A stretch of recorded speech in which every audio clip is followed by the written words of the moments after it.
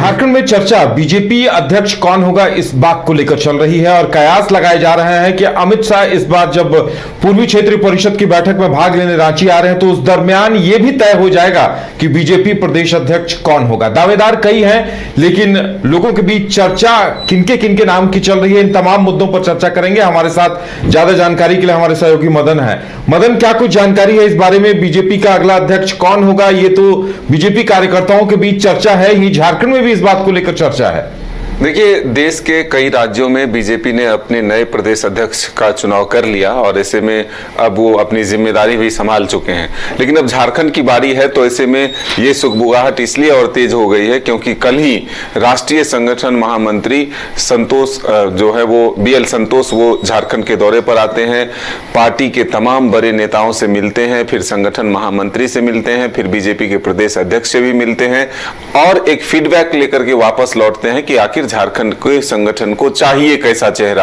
हालांकि जो बातें निकल कर आ रही है, जो चर्चा है, उसमें 5 नाम सबसे ज्यादा रेस में हैं। अब बीजेपी में हालांकि आखिरी वक्त में भी फैसले बदले जाते हैं, संगठनात्मक रूप से फैसले लिए जाते हैं और किसी भी नए चेहरे को नई जिम्मेदारी दे दी जाती है।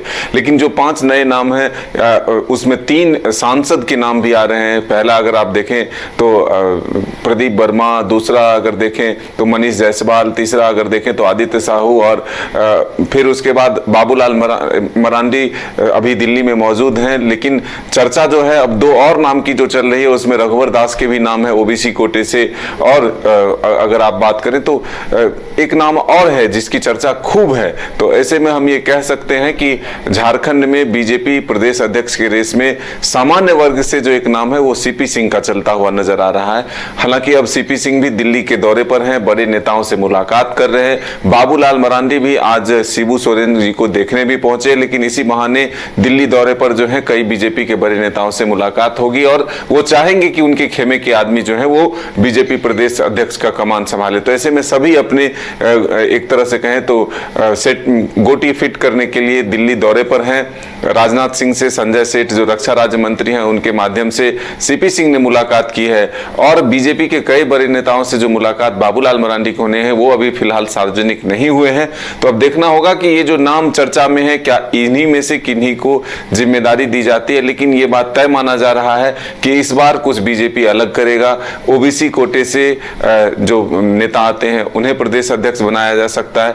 कई विधायकों के भी नाम अब चर्चा में हैं। तो अब देखना होगा कि पार्टी किसे झारखंड की कमान सौंपती है। चलिए, अब कई नाम चर्चा में और मदन देखिए, जैसा कि नाम जो सामने आ रहे हैं सभी कद्दावर नाम है और इसमें से किसी को नकारा नहीं जा सकता। सभी पुराने हैं, वरिष्ठ हैं और उनकी पार्टी पर पकड़ भी है। अब लगता है आलाकमान के लिए भी ये उतनी ही बड़ी चुनौती है कि अध्यक्ष किसे बनाया जाए। बिल्कुल, देखिए, इसलिए चिंतन और मंथन और ज्यादा होगा क्योंकि 2 चुनाव परिणाम बीजेपी के पक्ष में नहीं रहा है।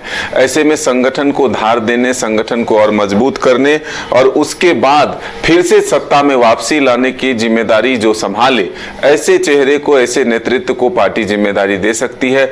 ऐसे में जातिगत समीकरण को साधने की भी कोशिश होगी।